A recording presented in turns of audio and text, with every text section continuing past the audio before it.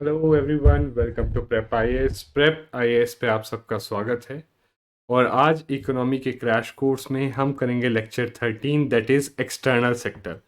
और इसको हम बेसिकली 3 पार्ट्स में करेंगे क्योंकि ये बहुत ही इट्स वेरी इंपॉर्टेंट चैप्टर और काफ़ी कॉन्सेप्चुअल चैप्टर है, इसलिए इसको आराम से 3 पार्ट्स में करेंगे। फर्स्ट पार्ट आपका फॉरेन एक्सचेंज होगा, ओके। सेकेंड पार्ट जो है आपका बीओपी होगा एंड थर्ड पार्ट जो है आपका फॉरेन इन्वेस्टमेंट एंड ट्रेड होगा, ठीक है। तो इन 3 पार्ट्स पे जो है हम इसको कवर करने की कोशिश करेंगे, okay. This is how we are going to cover the external sector and trust me, after this most of the conceptual चीज़ें हमने जो है कर ली हैं अपने जो है फॉर द स्टैटिक पार्ट जो हमारे सिलेबस का है। ज़्यादातर कॉन्सेप्चुअल चीज़ें उसमें से कर ली हैं। उसके बाद जो है रेस्ट रहता है रिगार्डिंग इंडियन इकोनॉमी, उसकी प्लानिंग को लेके, right. So that is more of factual in nature, ठीक है। So without any delay let's start. और सबसे पहले तो let's try to understand external sector क्या होता है और ओपन इकोनॉमी क्या होती है। What is external sector and what is an open economy? So open economy is an economy which interacts or which has linkages, particularly economic linkages with rest of the world. और ये rest of the world को ही हम बोलते हैं external sector, ठीक है। इसी को external sector बोला जाता है। और ये जो linkages होते हैं, interaction होते हैं, ये 3 एरियाज में होते हैं। वो 3 एरियाज क्या है? आउटपुट मार्केट यानी गुड्स एंड सर्विसेज में जो है ट्रेड होता है, पहला। दूसरा फाइनेंशियल मार्केट यानी जो ट्रेड होता है आपके फाइनेंशियल एसेट्स में। बेसिकली इसमें मेनली हमारा आ जाता है फॉरेन इन्वेस्टमेंट, ठीक है। फॉरेन इन्वेस्टमेंट प्लस इवन जो यहाँ से इन्वेस्टमेंट फॉरेन में किया गया वो भी इसमें आता है, but that is not a major chunk. Majorly बाहर से ही इंडिया में इन्वेस्टमेंट आता है। So that's why majorly financial market में फाइनेंशियल एसेट्स खरीदते हैं बाहर से पैसा ला के इन्वेस्ट करके जो है। So that is foreign investment. उसके बाद तीसरा आ जाता है labour market. Now it includes movement of labour across countries. ये भी इतना ज़्यादा मेजर नहीं है, ठीक है। ये दोनों ही मेजर वन से, क्योंकि कहीं ना कहीं लेबर मार्केट आपका इंक्लूडेड होता है आउटपुट मार्केट में। और कैसे? बेसिकली ये गुड्स एंड सर्विसेज प्रोड्यूस करने के लिए, रिमेंबर, फैक्टर्स ऑफ प्रोडक्शन में लेबर यूज होता है। So invariably labour market is included in the output market, okay. So that's why mainly हम एक्सटर्नल सेक्टर पढ़ेंगे तो किन दो चीज़ों पे फोकस करेंगे? आउटपुट मार्केट और फाइनेंशियल मार्केट, ठीक है। इन दोनों चीज़ों पे फोकस करेंगे। और इसीलिए, और इन दोनों में जो भी सारी ट्रांजैक्शंस होती हैं, राइट, ये लिंकेजेस जो हैं सारे, राइट, या जो इंटरेक्शन होती है, they happen in form of transactions, buying and selling होता है, राइट। और यही सारी ट्रांजैक्शंस आपकी रिकॉर्ड कहाँ पे होती हैं? इन बीओपी अकाउंट। ये सारी ट्रांजैक्शंस आपकी रिकॉर्ड होती है बीओपी अकाउंट पे। और ये ट्रांजैक्शंस का नेचर अलग अलग टाइप का होता है, उस पर कैपिटल एंड करंट अकाउंट होता है। तो वो जब हम बीओपी पढ़ेंगे तब उसको हम कवर करेंगे, ठीक है। सो याद रखना, 3 टाइप की मेजर इंटरेक्शंस होती है ओपन इकोनॉमी में, जो एक इकोनॉमी की with the rest of the world. First is in output market जिसमें trade in goods and services होता है। दूसरा फाइनेंशियल मार्केट जिसमें ट्रेड इन फाइनेंशियल एसेट्स या फॉरेन इन्वेस्टमेंट आता है। तीसरा labour market that involves movement of labour across countries and this is somewhere or the other included in the output market. और ये जो सारी इंट्रैक्शंस होती हैं ये ट्रांजैक्शंस के फॉर्म में जो है रिकॉर्ड की जाती हैं in balance of payment account, ठीक है। और देखियो, ये जो ट्रांजैक्शंस करनी होगी, सी डोमेस्टिकली तो हमने देखा कि कोई भी गुड को खरीदना बेचना है तो currency as a medium of exchange, जो डोमेस्टिक करेंसी है रुपी है, वो as a medium of exchange use हो सकता है। But internationally there is no medium of exchange, right. So in transaction के लिए इंटरनेशनली भी हमें we need a medium of exchange, right, and a unit of account. So normally आज की date में डॉलर वो बन गया है ऐसा unit of account. Why? Because it is easily exchangeable for any currency. इसको ईजिली आप जो है किसी भी करेंसी से एक्सचेंज कर सकते हो। तो दैट्स वाई एज आज की डेट में इन सारे ट्रांजैक्शंस को रिकॉर्ड जो आप देखोगे हर जगह किस में किया जाता है? डॉलर्स में। So it has become, dollar has become an international medium of exchange and a unit of account, ठीक है। Now next is foreign exchange rate. So मैंने कहा था ना कि डॉलर जो है किसी भी उसमें जो है कन्वर्ट किया जा सकता है, ठीक है। So what is foreign exchange rate? It simply means price of one currency. और this one currency is normally, India के केस में जो हम अपने डिस्कशन में जो हम बातें करते हैं नॉर्मली वो डॉलर्स की बात करते हैं। Price of dollars in terms of another currency, right, in terms of another currency rupee हो गया, that is our domestic currency, ठीक है। So price of, you could say, foreign currency in terms of, sorry for this, in terms of domestic currency, ठीक है। इस तरीके से आप इसको देख सकते हो। तो price of dollar in terms of rupee, so what is price of dollar in terms of rupee, अगर अभी देखेंगे it's somewhere hovering around 70s, right, 70s में है, ठीक है। So that's what it is. So price of foreign currency in terms of domestic currency, this is also how you can describe और define exchange rate, ठीक है। And इसमें अब देखो ये जो प्राइस है, so here we can treat dollar as a commodity और एज अ गुड, राइट। और कोई भी गुड है, dollar is obviously is a intermediate good, right, जो एक्सचेंज करने के लिए यूज किया जा रहा है। सो इसकी फॉरेन एक्सचेंज यानी डॉलर की डिमांड होती है कहीं ना कहीं से। तो डॉलर की डिमांड कहाँ से आती है? For imports of goods and services imports करने के लिए। तो अगर हमें जो है बाहर से यूएस से हमें कोई गुड्स एंड सर्विसेज इंपोर्ट करने होंगे, राइट, तो जो पर्सन है यूएस में, उसको जो पेमेंट चाहिए होगी उसको वो डॉलर्स में चाहिए होगी। That person would need payment in terms of dollars. तो हम लोग जो है डॉलर्स डिमांड करेंगे ताकि हम वो डॉलर्स जो है उस पर्सन को पे कर सकें और उस डॉलर्स के थ्रू जो हमें उस पर्सन से XYZ जो भी गुड है वो इंपोर्ट करके ले सके, ठीक है। सो गुड्स एंड सर्विसेज के इंपोर्ट के लिए डॉलर अगर हमें करना होता है या इंपोर्ट्स होते हैं तो उस चीज के लिए जो है डॉलर की डिमांड होती है।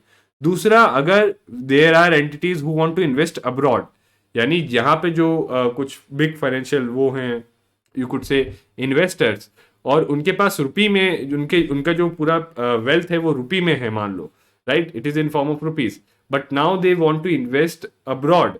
तो वो लोग भी क्या करेंगे? रुपी देंगे, रुपी से जो है डॉलर परचेज करेंगे और डॉलर लेके जाएंगे बाहर और वहां पे जो है इन्वेस्ट करेंगे। So demand for foreign exchange mainly import of goods and services and to invest abroad. So but mostly India के केस में मेनली इसी चीज से आती है डिमांड, ठीक है। This is the one major thing, ठीक है, जिससे डिमांड आती है। इसके अलावा ये भी हो सकता है कि कुछ जो है फॉरेन लोन्स वगैरह लिए हों, उसको रिपे करना हो, या फिर कुछ लोगों ने बाहर से इंडिया में इन्वेस्ट किया हो और वो इन्वेस्टमेंट पे रिटर्न वापस देना हो, तो उसके लिए भी डॉलर्स चाहिए होंगे, ठीक है। Supply of foreign exchange, so see dollars की डिमांड तो हमें समझ में आ गई कि भी डॉलर्स की डिमांड कहाँ से आती है, राइट। नाउ सप्लाई कहाँ से आएगी? डॉलर्स, हमारी इकोनॉमी में डॉलर्स की डिमांड जो है इन चीजों के कारण होती है, ठीक है। बट हमारे इकोनॉमी में डॉलर्स का सप्लाई कहाँ से आएगा? इन लोगों को डॉलर्स कहाँ से मिलेंगी? That would be through export of goods and services and foreign investment, जैसे FDI वगैरह जो आप हम बात करते हैं, या एक्सटर्नल कमर्शियल बोरिंग, ये सब। सो इस चीज में जो है हमारे जो है बेसिकली डॉलर्स का सप्लाई होता है। तो याद रखो, dollar is a intermediate commodity. इसकी डिमांड होती है, इसकी सप्लाई होती है। तो इस पे law of demand and law of supply भी एप्लीकेबल होता है फॉरेन करेंसी यानी डॉलर पे, याद रखना, ठीक है। सो डॉलर पे भी लॉ ऑफ डिमांड अगर अप्लाई करें, so if you apply law of demand, what does it से?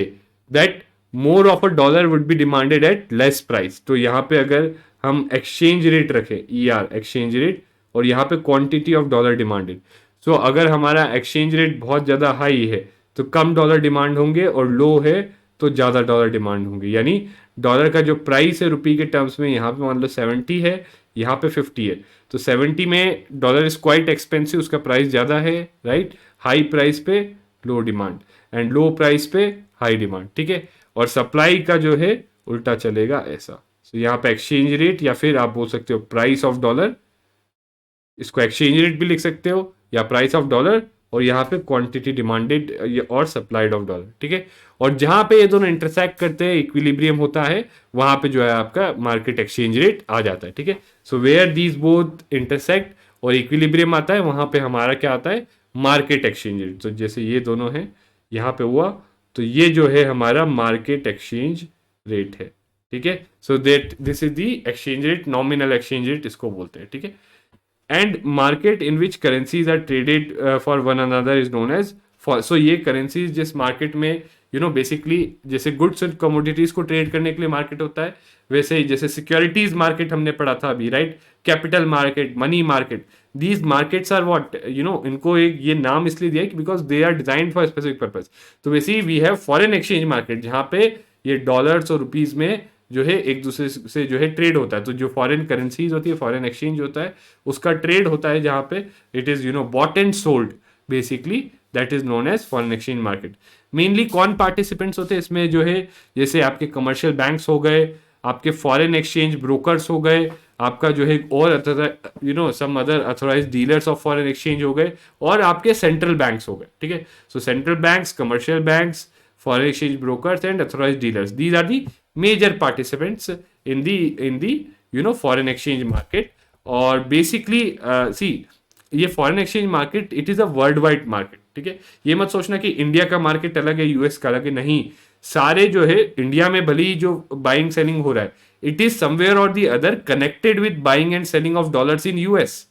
तो यूएस में जो बाइंग सेलिंग डॉलर्स हो रहा है उससे कनेक्टेड है इंडिया में जो डॉलर्स का बाइंग सेलिंग है। इसलिए ये जो फॉरेन एक्सचेंज मार्केट है it is world wide. Okay, so ये बेसिकली सारा जो है इंटरकनेक्टेड रहता है। ठीक है, नाउ ये तो हमने देख लिया सप्लाई डिमांड, बट अब how is foreign exchange rate determined, कि किस तरीके से हमें पता चलता है कि जो एक्सचेंज रेट, हम जो नॉमिनल एक्सचेंज रेट होती है हमारी, वो कैसे पता चलती है।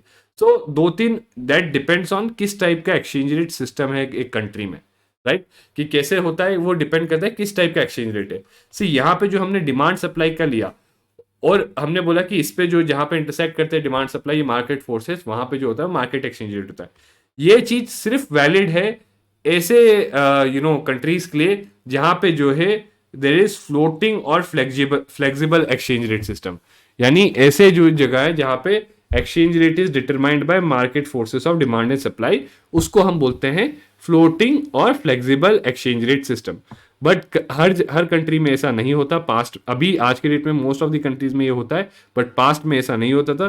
पास्ट में वी हैड फिक्स्ड और पेग्ड एक्सचेंज रेट सिस्टम, जहां पे it was not the market forces जो एक्सचेंज रेट डिटरमाइन कर रही थी कि कितना डॉलर कितने रुपए के बराबर होगा, but it was the government that was deciding the exchange rate at a particular level, और उसको उस लेवल पे मेंटेन भी करती थी। ठीक है, सो बट इसके लिए सबसे बड़ी रिक्वायरमेंट थी कि सफिशिएंट रिजर्व्स होने चाहिए थे। एंड यस, अगर बीओपी डेफिसिट होगा so it can lead to speculative attack on the currency, यानी अगर बीओपी डेफिसिट हुआ then people may believe that it would कि ये करेंसी जो है डिवैल्यू होगी, तो उसके कारण जो है they would start selling more of that currency. ठीक है, and demanding more of dollars. ठीक है, तो it could lead to a speculative attack on the currency and it could basically destabilise the जो है उनका जो है बीओपी वगैरह जो है इकोनॉमी को डीस्टेबलाइज कर सकता है। ये हालांकि अभी आपको नहीं समझ में आएगा डेफिसिट, जब हम बीओपी पढ़ेंगे तब, but just remember this much कि फिक्स्ड और पेग्ड एक्सचेंज रेट में it is the government which fixes the exchange rate at a particular level, और उसको उस रेट पे मेंटेन करने के लिए फॉरेन एक्सचेंज रिजर्व से बाय और सेल करती रहती है डॉलर्स। ठीक है, फ्लोटिंग एक्सचेंज रेट में मार्केट फोर्सेस जो है डिटरमाइन करती है, मेनली गवर्नमेंट का या सेंट्रल बैंक का कोई इंटरवेंशन नहीं होता। इसका सबसे बड़ा एडवांटेज ये होता है कि जो एक्सचेंज रेट के मूवमेंट्स होते हैं ये ऑटोमेटिकली जो है सरप्लस या डेफिसिट होता है बीओपी में, उसको जो है करेक्ट कर देते हैं। ठीक है, this is the biggest advantage. But mostly आज की डेट में इवन इंडिया में आप देखोगे there is managed floating exchange rate और डर्टी फ्लोट, इसको ये भी बोलते हैं। ये बेसिकली एक कंबाइंड है of fixed and floating exchange rate system, right. कैसे, सी इसमें ऐसा नहीं है कि सेंट्रल बैंक या गवर्नमेंट डिसाइड करती है, it let's the market forces operate, but yes central bank जो है इंटरवीन करता है अगर बहुत ज्यादा वोलेटिलिटी आ रही है हमारे एक्सचेंज रेट में, तो या बहुत ज्यादा जो है करेंसी डेप्रिशिएट कर रही है या अप्रिशिएट कर रही है, तो उस केस में एक्सचेंज रेट को मॉडरेट करने के लिए। तो ये देखो, ये फिक्स्ड से डिफरेंट इसलिए कि इसमें जो एक्सचेंज रेट है वो गवर्नमेंट नहीं फिक्स कर रही, सेंट्रल बैंक नहीं फिक्स कर रहा, बट बस उसको मॉडरेट करने के लिए इंटरवीन करते हैं। That this intervention is by buying and selling of the forex और फॉरेन करेंसीज। ठीक है, this is done by this. ठीक है, तो ये तीन एक्सचेंज रेट सिस्टम है, इस तरीके से आपका जो है एक्सचेंज रेट डिटरमाइन होता है। और देखो नाउ यहाँ पे बेसिकली इसमें अगर जैसे मान लो आपका जो है एक्सचेंज रेट जो है कम या ज्यादा होता है, तो उसको हम एप्रिसिएशन या डेप्रिसिएशन बोलते हैं। So let's try to understand it. So appreciation of a currency, now देखो इसको कभी भी खाली नहीं बोलते, इसको बोलते हैं appreciation of domestic currency, right. अगर मैं बोलूं एप्रिसिएशन ऑफ डोमेस्टिक करेंसी, सो से earlier now let me just make it more clear. So let's say $1 is equal to 50 rupees, right? Now if I say that rupee has appreciated, ये appreciate किसके context में होता है? Floating और flexible exchange rate system में।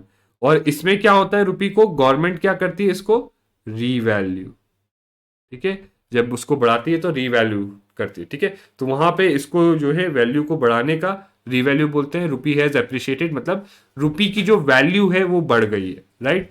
So it would mean basically $1 is now equal to 40 rupees, that is rupee की value बढ़ गई है, राइट। सो इसको हम और क्या कह सकते हैं कि dollar has, this can also be said as dollar has dash.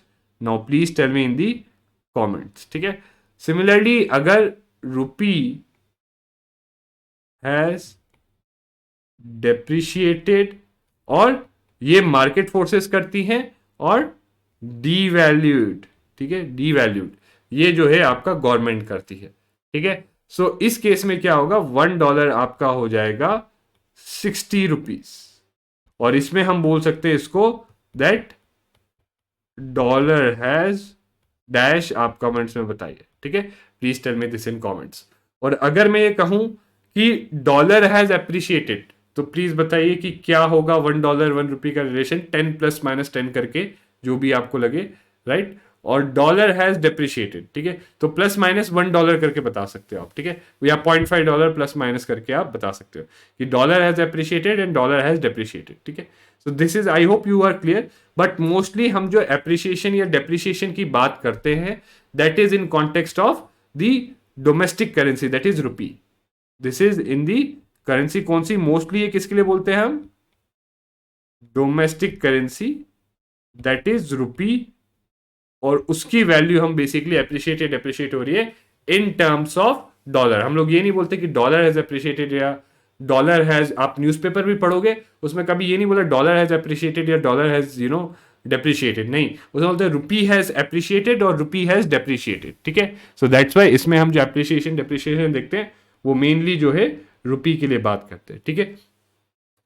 So I hope you are clear कि एप्रिशिएशन ऑफ रुपी या रिवैल्यूएशन ऑफ रुपी क्या हो गया, डेप्रिशिएशन ऑफ रुपी या devaluation. So devaluation of rupee क्या हो गया, ठीक है, we are clear with it. Now इसके कॉजेस क्या है कि भाई रुपी डेप्रिशिएट या एप्रिशिएट होने के कॉजेस क्या है। See simple, law of demand and supply. See क्या कॉज होंगे, changes in demand and supply. So basically जो डिमांड सप्लाई कर्व में अगर शिफ्ट होगा तो रुपी जो है आपका एप्रिशिएट या डेप्रिशिएट करेगा, ठीक है। सो फॉर इंस्टेंस स्पेकुलेशन और एक्सपेक्टेशन ऑफ एप्रिशिएशन और डेप्रिशिएशन। सो मान लो अगर देर इज एन स्पेकुलेशन और there is an thing that की रुपी जो है बेसिकली एप्रिशिएट करेगा, ये लोग अब अज्यूम कर रहे हैं कि कुछ किसी भी रीजन के कारण रुपी एप्रिशिएट करेगा या डॉलर डेप्रिशिएट करेगा। डॉलर डेप्रिशिएट भी करेगा, that means rupee will be appreciating, ये लोग अज्यूम कर रहे हैं, right. If people assume this की रुपी इज एप्रिशिएटिंग, राइट, तो लोग क्या कहेंगे, जिस एसेट की वैल्यू बढ़ रही है people will like to demand more of it.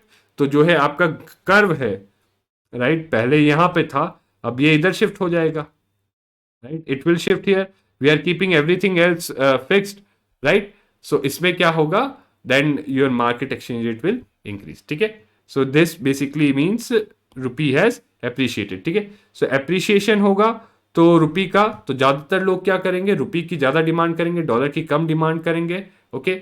Sorry, in this context I had given you basically ये डॉलर के लिए था।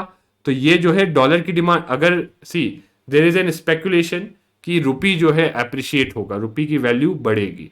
अगर रुपी की वैल्यू बढ़ेगी, यहां पे हम जो लिख रहे हैं market exchange rate is nothing but value of dollar in terms of rupee, ठीक है, and this is what your quantity demanded of dollar, ठीक है, क्वांटिटी डिमांडेड ऑफ डॉलर। सो अगर स्पेकुलेट कर रहे हैं हम कि रुपी की वैल्यू बढ़ेगी, तो हर कोई चाहेगा कि, और डॉलर की वैल्यू घटेगी, डेप्रिशिएट होगा, तो हर कोई चाहेगा कि वो अपने डॉलर बेच दे और रुपी ले ले, राइट। तो डॉलर की डिमांड जो है कम हो जाएगी, राइट, डॉलर की डिमांड जो है कम हो जाएगी, राइट, इनफैक्ट, और सप्लाई भी जो है ज्यादा हो जाएगी। सो ये जो है आपका कहीं यहाँ पे आ जाएगा। सो पहले जो मार्केट एक्सचेंज रेट यहाँ पे था, यानी जो है रुपी यार यहाँ मान लो 70 rupees, $1 was equal to 70 rupees जो प्राइस था, वो घट के यहाँ पे आ जाएगा, that is $1 is equal to 50 rupees. ठीक है, I hope you are clear with it. Same case जो है डेप्रिसिएशन में उल्टा लगा सकते हो आप। ठीक है, so remember this, basically depreciation या अप्रिसिएशन जो है it totally depends on, first factor is speculation, या ये एक्सपेक्टेशन की अप्रिसिएशन या डेप्रिसिएशन होगा। अगर रुपी के अप्रिसिएशन का एक्सपेक्टेशन है कि रुपी फ्यूचर में वैल्यू बढ़ेगी, तो इट बिकम्स सेल्फ फुलफिलिंग, कि यानी तो फिर इस एक्सपेक्टेशन के कारण ही रुपी की वैल्यू बढ़ जाती है, कि लोगों के स्पेकुलेशन के कारण, क्योंकि उसके कारण डॉलर की डिमांड कम हो जाती है, रुपी की डिमांड ज्यादा हो जाती है, तो रुपी की वैल्यू। और अगर रुपी घटेगा तो फिर उस केस में डॉलर की डिमांड बढ़ जाएगी, राइट, और रुपी की डिमांड कम हो जाएगी, तो उस केस में जो है रुपी फिर डेप्रिशिएट ही करेगा। ठीक है, first factor. Second factor is interest rates and monetary policy. तो पहले इंटरेस्ट रेट लेते हैं। सो देखो, बेसिकली होता क्या है कि देर आर डिफरेंट कंट्रीज जहां पे आपको इन्वेस्ट करना होता है।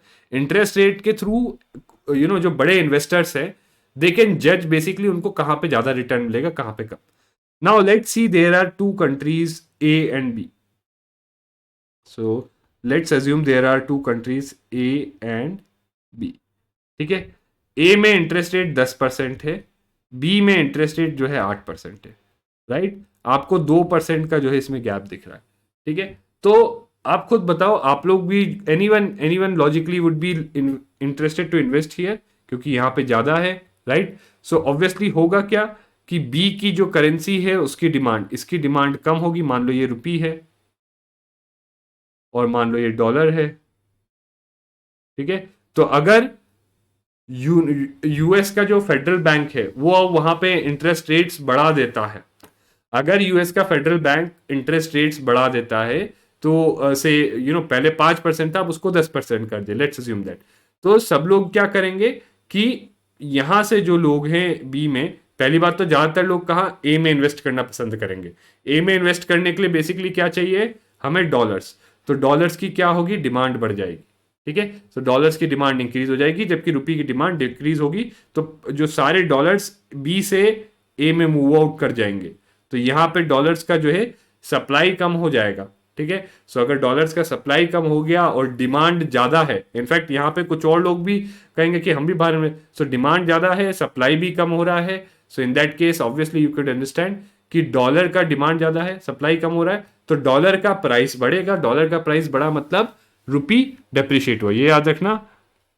डॉलर का जो है प्राइस है, if it increases that means rupee depreciates, and if it decreases that means, ये अपने ग्राफ के उसके हिसाब से याद रखना, दैट मीन्स रुपी एप्रिशिएट्स। ठीक है, so I hope with this you are right, कि जहां पे जिस भी जगह पे इंटरेस्ट रेट ज्यादा होगा, right, wherever interest rates are higher, उस जो है कंट्री की करेंसी जो है एप्रिशिएट करेगी, और जहां पे कम रहेगा वहां की डेप्रिशिएट करेगी। अगर इंडिया में आरबीआई इंटरेस्ट रेट बढ़ाता है, तो ऑब्वियसली इंडिया की जो है रुपी जो है एप्रिशिएट करेगा। ठीक है, रुपी विल एप्रिशिएट।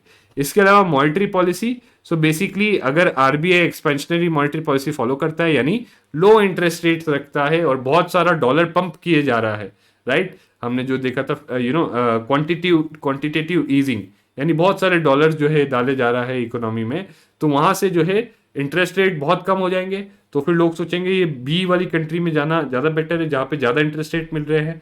सो अगेन होगा क्या कि वहां से रुपी की डिमांड ज़्यादा बढ़ जाएगी, डॉलर की सप्लाई इंडिया में ज़्यादा बढ़ जाएगी। सो इंडिया में जब डॉलर की सप्लाई ज़्यादा बढ़ गई, राइट, और रुपी की जो है डिमांड भी बढ़ गई, डॉलर की डिमांड कम है, so in that case obviously dollar की सप्लाई अगर बढ़ जाती है, तो आप समझ सकते हो कि रुपी जो है हमारा एप्रिशिएट करेगा, right, rupee will be appreciating. Okay, तो this is how, see again, अगर लाइन वाइज इसको नहीं लिखना है, इसको अगर आप समझ लोगे कॉन्सेप्चुअली, तो आपको कुछ भी यूपीएससी इस पे स्टेटमेंट बना के दे दे, आप सॉल्व कर लोगे। ठीक है, सो अगर यहाँ पे कभी आपको जैसे पढ़ते कोई भी डाउट आता है, तो प्लीज सिंपली आस्क। ठीक है, और देखो ये याद रखना, डेप्रिशिएशन या एप्रिशिएशन ऑफ रुपी होगा with shift in demand and supply, right, of dollars. ठीक है, डॉलर्स के डिमांड एंड सप्लाई में शिफ्ट मेनली, या फिर even you can say rupees के, बट मेनली यहाँ पे क्योंकि हमने ग्राफ डॉलर के लिए बनाया, तो डॉलर के डिमांड एंड सप्लाई में शिफ्ट देखो कैसे होता है, और उससे जो है बेसिकली डॉलर का प्राइस क्या कम ज़्यादा होगा। अगर डॉलर का प्राइस ज़्यादा होता है तो रुपी डिप्रिशिएट करता है, डॉलर का प्राइस कम होता है तो रुपी एप्रिशिएट करता है। ठीक है, इनकम और demand for exports and imports, right. So अगर मान लो इनकम बढ़ती है, या मान लो किसी कंट्री की जो है एग्रीगेट वो है डिमांड बहुत ज़्यादा बढ़ रही है कंपेयर टू अदर्स, तो वो कंट्री ज़्यादा गुड्स बाहर से इंपोर्ट करेगी। तो यहाँ पे जो है डॉलर्स की डिमांड इंडिया में जो है, अगर इंडिया का एग्जांपल है तो इंडिया में डॉलर्स की डिमांड बढ़ जाएगी। डॉलर्स की डिमांड बढ़ी तो डॉलर्स का प्राइस बढ़ जाएगा, डॉलर्स का प्राइस बढ़ा तो रुपी डिप्रिशिएट हो जाएगा। तो इंपोर्ट्स अगर बढ़े, right, if we have income बहुत ज़्यादा रैपिडली बढ़ रही है, राइट, तो फिर ऑब्वियसली जो है हमारी कंट्री में इतने सारे गुड्स एंड सर्विसेज की डिमांड बढ़ेगी, राइट, और वो सारे डेफिनेटली डोमेस्टिक इकोनॉमी नहीं प्रोड्यूस हो पाएंगे, तो इंपोर्ट्स की डिमांड बढ़ेगी। इंपोर्ट्स की डिमांड बढ़ी तो डॉलर्स की डिमांड बढ़ी, क्योंकि इंपोर्ट्स के लिए हमें डॉलर्स चाहिए, और डॉलर्स की डिमांड बढ़ी तो डॉलर्स का प्राइस बढ़ा, डॉलर्स का प्राइस बढ़ा तो फिर रुपी हमारा डेप्रिशिएट हुआ। ठीक है, और अगर मान लो एक्सपोर्ट्स मतलब जो है दूसरी रेस्ट ऑफ द वर्ल्ड की इकोनॉमिक ग्रोथ बहुत रैपिड रेट पे है, राइट, कंपेयर टू अस, तो हमारे पास सरप्लस प्रोडक्शन होगा, right, we would have more production, तो हम जो है अपना एक्स्ट्रा प्रोडक्शन क्या कर सकते हैं, बाहर के लिए बेच सकते हैं, we can sell it outside. अगर हमारे एक्सपोर्ट्स ज़्यादा हो रहे हैं तो ऑब्वियसली हमारे पास डॉलर्स की सप्लाई बढ़ जाएगी, सप्लाई डॉलर्स की बढ़ गई तो डॉलर्स का प्राइस कम हो जाएगा, तो रुपी जो है एप्रिशिएट हो जाएगा। याद रखो, सिंपल रिलेशन, डिमांड बढ़ी लॉ तो डॉलर्स का प्राइस जो है आपका अगर डिमांड बढ़ी तो डॉलर्स का प्राइस बढ़ जाएगा, सप्लाई बढ़ी तो डॉलर्स का प्राइस कम हो जाएगा। ठीक है, सिंपल रिलेशन, और उससे फिर जो है रिलेटिव डॉलर के प्राइस से क्या इंपैक्ट होगा रुपी के प्राइस पे, राइट, डेप्रिशिएशन एप्रिशिएशन वो यहाँ से देख सकते हो। Now state of economy, macro economic variable जैसे इन्फ्लेशन। सो जनरली देखा जाता है कि इन्फ्लेशन जो है आपका बेसिकली क्या करता है कि जो गुड्स हैं इंडिया के उसको एक्सपेंसिव कर देता है।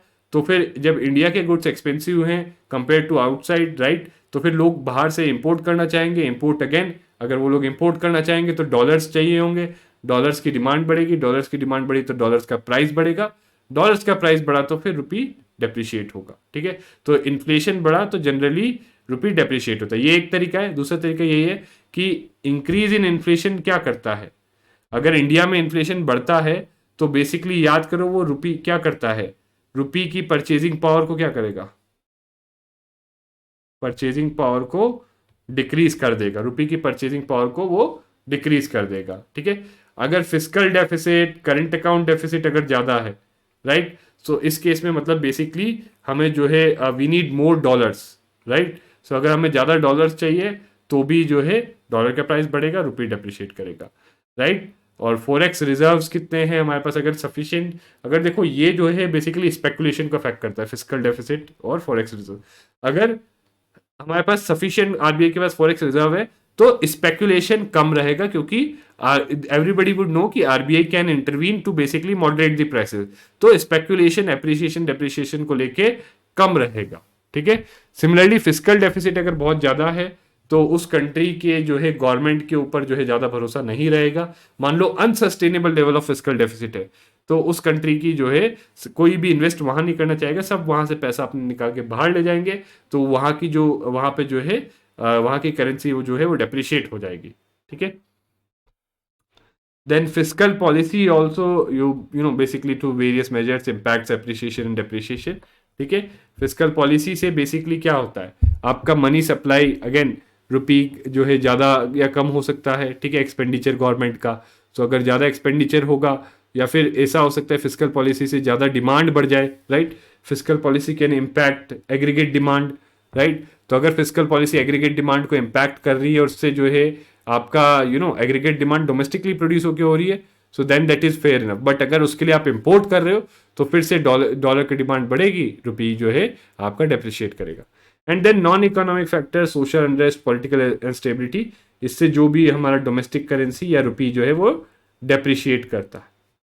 ठीक है, these kinds of thing lead to depreciation of the domestic currency. ठीक है, so this is all the major factors. आप हर एक फैक्टर को लगा सकते हो कि इस फैक्टर से बेसिकली रुपी के टर्म्स में ही देखना कि रुपी और डॉलर के टर्म्स में देखना कि क्या इंपैक्ट आएगा। ठीक है, नाउ इंपैक्ट क्या होता है, सी ये तो हमने देख लिया कि भाई डेप्रिशिएशन और एप्रिसिएशन ऑफ रुपी क्यों होता है, बट इसके होने से इंपैक्ट क्या होता है। सो अगर रुपी हमारा डेप्रिशिएट हो गया, सो मान लो let's assume $1 is equal to 50 rupee, और इंडिया में जो है कोई गुड है वो 100 रुपीज का, राइट, कोई गुड है इंडिया में वो 100 रुपीज का है, और कल को जो है आपका रुपी डेप्रिशिएट हो गया, डेप्रिशिएट मतलब $1 इज इक्वल टू 100 रुपीज। तो इस पहले original scenario before before depreciation आपको अगर ये 100 रुपी का गुड किसी बंदे यूएस में जो था उसको खरीदना होता, उसको $2 देना होता for this 100 rupees good, but after depreciation उसको सिर्फ $1 देना होगा। तो जो यूएस में पर्सन बैठा हुआ है after depreciation of rupee, right, after जो है रुपी के डेप्रिशिएशन के बाद उसके लिए जो है इंडिया के गुड्स जो है सस्ते हो गए हैं, राइट, उसके लिए जो इंडिया से चीजें खरीदना सस्ता हो गया, पहले उसको $2 पड़ रहा था, अब $1। सो वो क्या करेगा, ज्यादा ज्यादा गुड्स खरीदेगा इधर, right, so that person, so India के जो है एक्सपोर्ट्स बढ़ेंगे। So basically depreciation of rupee, so you can write it as basically depreciation of rupee increases export competitiveness, ठीक है, जबकि डेप्रिशिएशन ऑफ रुपी से इंपोर्ट पे क्या इंपैक्ट पड़ेगा, डेप्रिशिएशन हुआ तो इंपोर्ट्स जो है महंगे हो जाएंगे। Let's take an example, so let's say US में कोई गुड है जो $2 का है, let's again take the example कि $1 इज इक्वल टू 50 रुपीज, ठीक है, ये बेस लाइन है हमारा, $1 is equal to 50 rupees. US में कोई गुड $2 का है, इंडिया में कोई पर्सन एक्स है जो इसको बेसिकली इंपोर्ट करता है यहाँ से, ठीक है, तो $2 मतलब इसको अभी कितना देना पड़ेगा, $1 इक्वल टू 50 पे, यू नो कि $1 50, तो इसको अभी जो है इसके उस पे 100 रुपीज कॉस्ट होगा, यहाँ पे 100 रुपीज का ये जो गुड एक्स है, राइट, या वाई गुड है, वो इस एंटिटी ए बी सी जो भी लेना है उसको वाई गुड जो है अभी 100 रुपीज का। Now let's assume rupee depreciates, यानी $1 इज इक्वल टू 100 रुपीज, ठीक है, अब रुपी डेप्रिशिएट कर गया तो उसको ये 100 रुपीज का था, अब ये गुड वहां पे $2 का है, यानी अब इसको ये 200 रुपए का होगा। तो इस पर्सन ए के लिए जो चीज पहले 100 रुपए की थी अब वो जो है 200 रुपए की हो गई आफ्टर डेप्रिशिएशन ऑफ रुपी, तो इसके लिए इंपोर्ट करना जो है महंगा हो गया, राइट, इंपोर्ट बिकेम एक्सपेंसिव। तो इससे क्या करेगा, वो सोचेगा यहां से बाहर से खरीदने की क्या जरूरत है, right, so it will reduce import. So you could say that depreciation of rupee decreases imports, ठीक है, decreases imports because it makes them expensive, right, it makes imports expensive, ठीक है। और अगर यहीं पे मैं लिख दूं सी, ये मैंने इसके लिए लिख दिया है, प्लीज आप लोग ये एक्सरसाइज करना, कमेंट्स में लिख के मुझे बताइए कि appreciation of rupee would increase, how will appreciation of rupee impact export and impact import, ठीक है, appreciation of rupee कैसे export और import को impact करता है। now depreciation या appreciation it also impacts foreign investment, ठीक है, so foreign investment को कैसे impact करेगा, से कोई foreign investor है जो इंडिया में इन्वेस्ट करता है, right, now if rupee depreciates तो उसकी इन्वेस्टमेंट की वैल्यू क्या होती है, बढ़ेगी या घटेगी। सो मान लो again let's take this is US and this is India, he has $10 और वो $10 इंडिया में इन्वेस्ट करता है, और यहाँ पे फिर से $1 इज 50 रुपीज, ठीक है, $1 इज 50 रुपीज, इसके पास $10 है जो इंडिया में इन्वेस्ट करता है, तो यहाँ पे वो अभी 500 रुपए इन्वेस्ट कर रहा है। Now let's say rupee depreciates, right, अगर रुपी डेप्रिशिएट्स कर देता है तो $1 बिकम्स 100 रुपी, ठीक है, तो उस केस में क्या होगा कि बेसिकली जो उसका इन्वेस्टमेंट 500 का था अब वो कन्वर्ट हो जाता है, $10 कन्वर्ट हो जाते हैं 1000 रुपए में, ठीक है, तो अमाउंट ऑफ इन्वेस्टमेंट बढ़ गया, तो ऑब्वियसली 500 पे 10% का रिटर्न 50 रुपए मिलेगा, 1000 पे 10% का रिटर्न जो है 100 रुपए मिलेगा, ठीक है, so return will be more. But उल्टी चीज भी यहाँ पे है कि मान लो उसको जो रिटर्न मिल रहा है, अगर ये रिटर्न देखे पहले 50 रुपए फिर 100 रुपए, सो रिटर्न भी कहीं ना कहीं जो है रुपी डेप्रिशिएट होने के बाद, सो पहले $1 मिल रहा था, सी बेसिकली रिटर्न पे जो है नेगेटिव इंपैक्ट पड़ता है, ओके, सो फॉरेन इन्वेस्टमेंट की वैल्यू बढ़ जाएगी, so depreciation generally would lead to increase in foreign investment, ठीक है। फिर इन्फ्लेशन, सो इन्फ्लेशन पे क्या इम्पैक्ट होता है? सी इन्फ्लेशन पे मेनली ये होता है कि अगर अगर रुपये डेप्रिशिएट होता है तो इम्पोर्ट्स के कॉस्ट बढ़ जाते हैं। तो बहुत सारे गुड्स हम इंपोर्ट करते हैं for producing many goods and services in our country, right, और बहुत सारे कंजम्पशन के लिए भी करते हैं। सो इन्फ्लेशन जनरली डेप्रिशिएशन होने से बढ़ जाता है, जबकि अप्रिशिएशन होने से इन्फ्लेशन कम हो जाता है। This is the general rule, okay, not specifically, ठीक है। Now monetary policy, see monetary policy पे क्या इम्पैक्ट होगा? सो मॉनेटरी पॉलिसी में भी see basically it could lead to excess money supply. So अगर रुपी जो है आपका इफ रुपी डेप्रिशिएट्स, राइट, तो फिर होगा क्या कि बेसिकली इंडिया में जो है डॉलर की सप्लाई ज्यादा हो जाएगी, राइट, डॉलर की सप्लाई ज्यादा हो जाएगी, मोर डॉलर्स। आरबीआई को फिर क्या करना पड़ेगा? इन डॉलर्स को बाय करना पड़ेगा to to ensure that exchange rate is stable. RBI जब डॉलर्स को बाय करेगा तो फिर जब आरबीआई रुपीज से बाय करेगा तो रुपी क्या हो जाएगा? मनी सप्लाई बेसिकली बढ़ जाएगा, okay. So money supply will increase, ठीक है, on depreciation. And economic growth also, in generally economic growth याद रखना, A D is equal to C plus I plus G plus N X, net of export plus export minus import, right. So ये जो N X है net of export minus import. So अगर rupee depreciate होता है, हमारे exports बढ़ते हैं तो इकोनॉमिक ग्रोथ बढ़ेगी, बट अगर रुपी एप्रिशिएट होता है तो हमारे इंपोर्ट्स कम होंगे, राइट, और सॉरी एक्सपोर्ट्स कम होंगे और इंपोर्ट्स बढ़ेंगे, तो economic growth aggregate demand which is GDP, aggregate demand जो है वो आपकी कम होगी, ठीक है। This is the relation, okay. तो ये जो है बेसिकली मेजर इम्पैक्ट्स है। नाउ लेट्स टॉक अबाउट कि इंडिया में क्या एक्सचेंज रेट मैनेजमेंट सिस्टम रहा है। सी इंडिया में पोस्ट इंडिपेंडेंस जो है पैक्ड एक्सचेंज रेट सिस्टम था कि पाउंड स्टर्लिंग को जो है रुपी को पाउंड स्टर्लिंग से लिंक कर दिया था, एक फिक्स्ड उससे लिंक कर दिया था। But once the Bretton Wood system broke down, see rupee was linked to pound sterling and it was linked to dollar, right? But once this Bretton Woods system broke down, तो फिर रुपी को जो है इससे dealing कर दिया गया, और फिर जो है रुपी को बेसिकली कोई एक करेंसी नहीं but a basket of currency जो इंडिया के मेजर ट्रेडिंग पार्टनर से उनसे जो है लिंक करके उनके बेसिस पे डिटरमाइन किया गया, ठीक है। And it was also kept within a band, और again here it was RBI जो फिक्स करता था। Still, it was RBI fixing it, but yes, this was fixed with reference to basically ऐसा arbitrary नहीं, but जो India का जो है एक्सचेंज रेट है with its like major trading partners, उनकी करेंसीज के बास्केट के से जो है फिक्स किया था। बट इकोनॉमिक रिफॉर्म्स के बाद ऑब्वियसली आपको पता है सब लिबरलाइज हुआ, तो इसको भी जो है एक्सचेंज रेट को भी it was now being liberalised and it was allowed to be guided by market forces, but as we see, RBI can intervene by buying and selling foreign currencies to moderate exchange rate movements,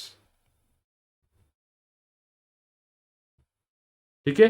तो RBI अब जो है intervene कर सकता है। This is the current policy, ठीक है। Now let's talk about two terms. तो ये जो सारा अभी एक्सचेंज रेट हम पढ़ रहे थे, it was nominal exchange rate, और जो हम इसको बोलते हैं मार्केट एक्सचेंज रेट, जो कि एक्चुअली जिसमें जो है करेंसी बाय सेल की जा रही है मार्केट में, that is what. But there is also a PPP exchange rate. See ये मार्केट एक्सचेंज रेट क्योंकि इस वैल्यू पे फॉरेन एक्सचेंज मार्केट में ये करेंसी बाय एंड सेल की जा रही है, ठीक है। सो इस वैल्यू पे फॉरेन एक्सचेंज मार्केट में ये करेंसी बाय एंड सेल की जाए, but this is not the true basically it does not correctly represent की एक्चुअली परचेजिंग पावर क्या है। It does not actually represent the purchasing power, क्योंकि बहुत सारे फैक्टर्स है। तो याद करो, किसी भी करेंसी की परचेजिंग पावर होती थी in terms of what amount of good. So हम वहां पे देखते थे करेंसी की value in terms of amount of good that it can purchase. So say let's take a very simplistic example कि यूएस और इंडिया की इकोनॉमी है, दोनों जगह जो है देयर आर एप्पल्स, और यहाँ पे यूएस में 10 एप्पल जो है आपके $5 के होते हैं, जबकि इंडिया में 10 एप्पल जो है आपके रेट से 150 रुपीज के होते हैं।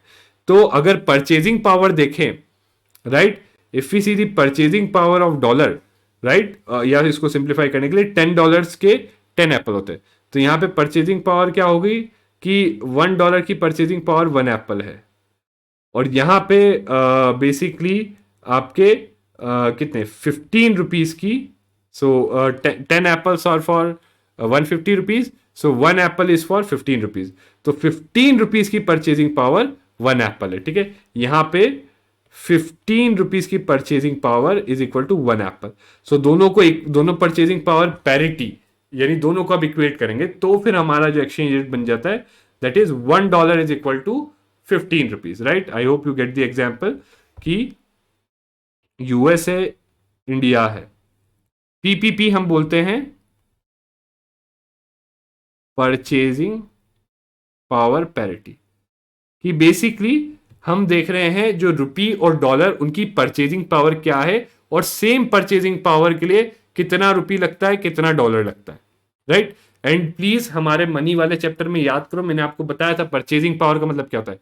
सी, परचेजिंग पावर का मतलब होता है value of commodity, sorry value of your currency और money in terms of commodity, right. So यहां पे अगर मैं बोलूं पिछले एग्जांपल में 10 एप्पल थे जो $10 के थे, तो यहां पे value of $1 is equal to 1 apple, that means 1 apple is equal to $1। जबकि इंडिया में 10 एप्पल मिल रहे थे आपके 150 रुपीज के, तो यहां पे value of your 15 rupees is equal to 1 apple, right. 15 रुपए की परचेजिंग पावर जो है एक एप्पल के बराबर है। सो अगर दोनों जगह का परचेजिंग पावर कंपेयर, अब इसको जो है इक्वेट करेंगे तो $1 equal to 15 rupees gives us the exchange rate at PPP. So यहां पे $1 equal to 15 rupees in this example is your exchange rate at PPP, ठीक है। और इसमें बेसिकली जो है प्राइस डिफरेंस होता है गुड्स एंड उनका, ठीक है। इसमें जो है गुड्स का प्राइस डिफरेंस होता है। तो यहां से आप देख सकते हो कि बेसिकली इससे आप पता भी लगा सकते हो इसको कंपेयर करके नॉमिनल एक्सचेंज रेट से कि whether rupee is over valued और अंडर वैल्यूड, या डॉलर इज ओवर वैल्यूड या अंडर वैल्यूड, ठीक है। सो ये आप लगा सकते हो पता, ठीक है। And this basically reflects the difference in price level in two countries, right. तो ये एक चीज हो गया। दूसरा हमारे पास इंडिकेटर होता है रियल एक्सचेंज रेट।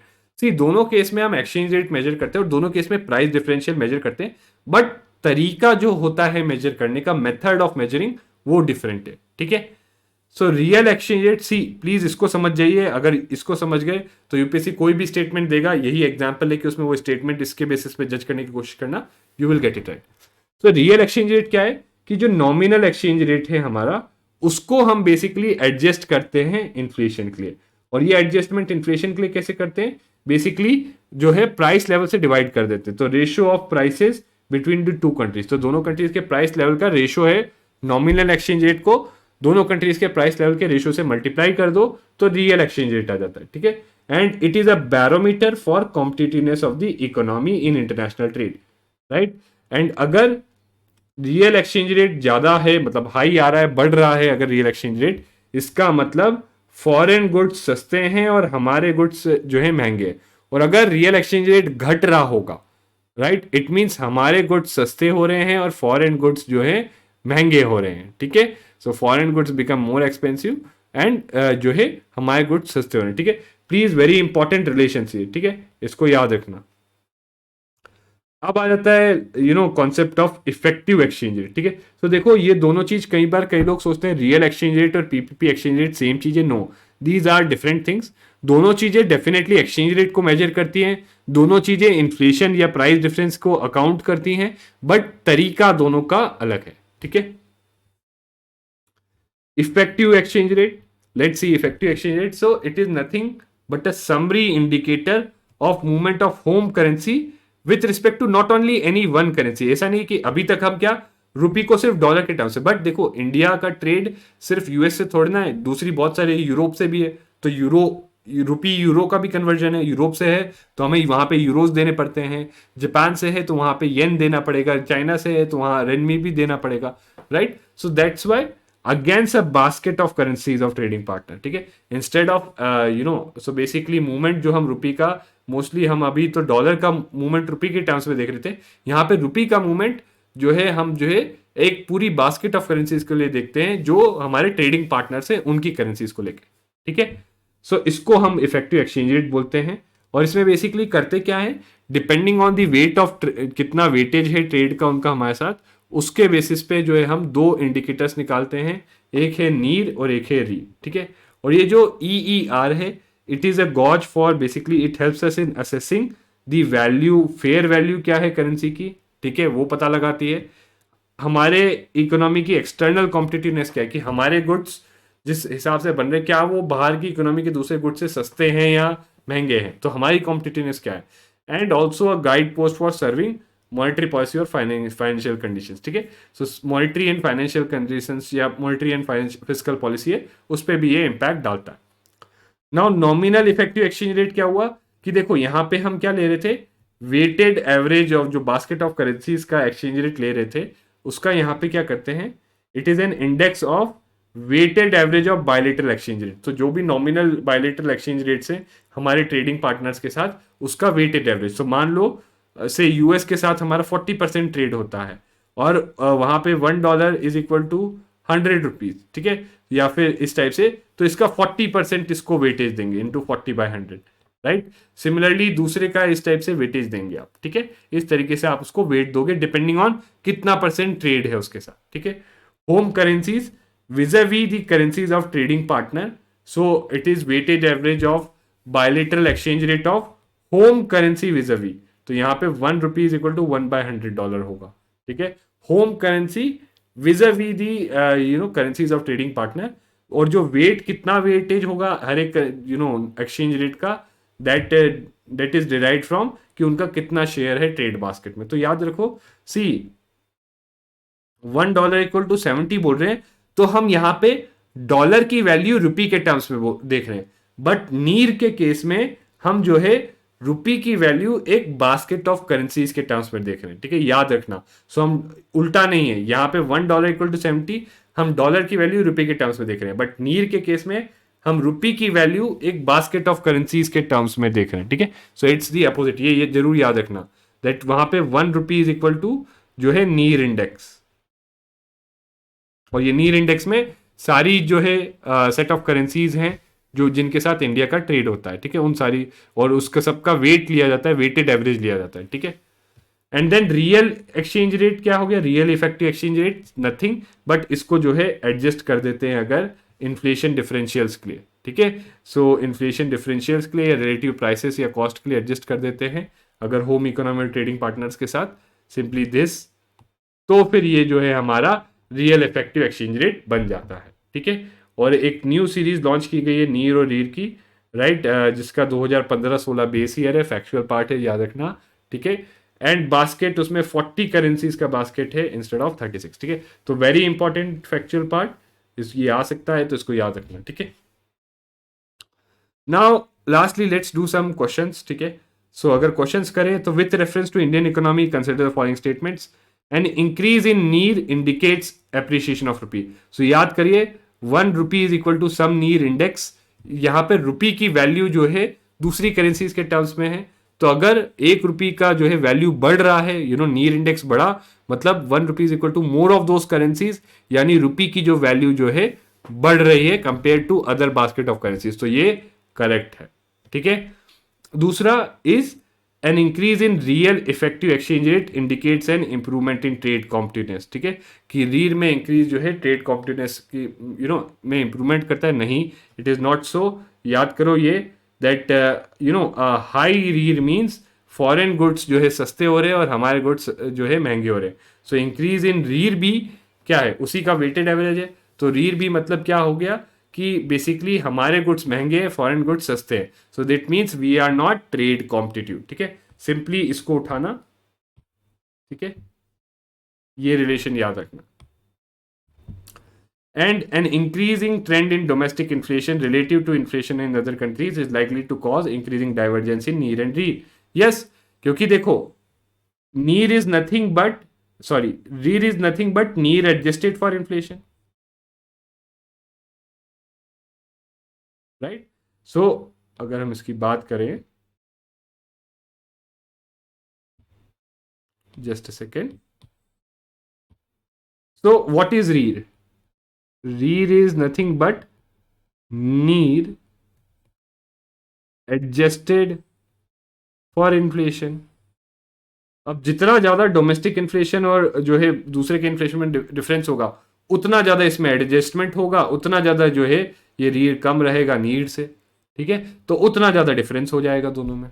अगर मान लो कोई भी अंतर नहीं है, if there is no difference, ठीक है, अगर मान लो यहाँ पे price of domestic good, price of foreign good जो है मतलब ऑलमोस्ट सेम है, तो उस केस में जो है कोई अंतर नहीं हो रहेगा, right. So there would be no difference between NEER and REER. But अगर इन्फ्लेशन बहुत ज्यादा हो रहा है एक जगह, तो नीर और रीड में जो है डिफरेंस आना शुरू हो जाएगा, right. So this is correct but this is not wrong, this is sorry not correct. So answer is C1 and 3। And lastly with reference to Indian economy consider the following statements. ये तो हमने कर लिया था, if inflation is too high तो RBI क्या करेगा, ठीक है। Although I would expect you guys to again answer it. Secondly, if rupee is rapidly depreciating, RBI is likely to sell dollars in market, ठीक है। सो आरबीआई क्या करेगा अगर रुपी डेप्रिशिएट कर रहा है, रुपीज डेप्रिशिएटिंग, इसका मतलब डॉलर जो है उसका जो है डिमांड ज्यादा है, राइट। डॉलर का डिमांड ज्यादा है, राइट। सो डॉलर का डिमांड ज्यादा है और सप्लाई शायद से मैच नहीं कर रहा उसको, इसलिए रुपी डेप्रिशिएट कर रहा है। तो आरबीआई क्या करेगा, RBI will sell dollars, dollars की सप्लाई बढ़ा देगा RBI, right. So this is correct, right. RBI is likely to sell dollars, ठीक है, that is what RBI will do. If interest rate in US और European Union were to fall, that is likely to induce RBI to buy dollars, ठीक है। सो इससे क्या होगा, again interest rate वाला मैंने एग्जांपल दिया था। सी आई वुड एक्सपेक्ट कि आप लोग इसका 1 by 1 करके सोल्यूशन लिखो, अगर नहीं कर पाए तो नेक्स्ट वाले वीडियो में मैं इसको I will be discussing it, ठीक है। I will discuss it, but please do give answer to these 3, ठीक है। ये वाला तो मैंने डिस्कस कर लिया, इसका बताइए। इसका मैंने पूरा एग्जाम्पल पढ़ा था, आपको बताया था भी देख के कि क्या होगा कैसे होगा, तो उससे इंडिया में डॉलर कम आएंगे या ज़्यादा आएंगे वो देखो। अगर ज़्यादा आएंगे कम आएंगे तो ऑब्वियसली आरबीआई जो है जो भी चीज़ होगी रुपी के मूवमेंट में जो भी होगा उसको मॉडरेट करने के लिए जो है बाय या सेल करता है डॉलर्स, ठीक है। सो आपके लिए एक होमवर्क है ये, you can take it as a homework. Obviously next video में मैं इसको कवर कर लूंगा, ठीक है। बट आई एक्सपेक्ट कि आप जो है हर एक स्टेटमेंट का जो है एक्सप्लेनेशन के साथ आप बताओ कि क्यों ये सही या गलत है, ठीक है। If you do this, trust me, इस पे जो भी क्वेश्चन आएगा you can very easily do it, ठीक है। So with this let's wrap up for today. कल जो नेक्स्ट लेक्चर होगा हमारा उसमें BOP, and let's see if we would be able to do financial investments also, foreign investment also, ठीक है। अगर नहीं तो 3 लेक्चर में करेंगे, अगर हो गया तो 2 लेक्चर में करेंगे, ठीक है। So with this, let's wrap it up. Thank you very much. See you again in the next video.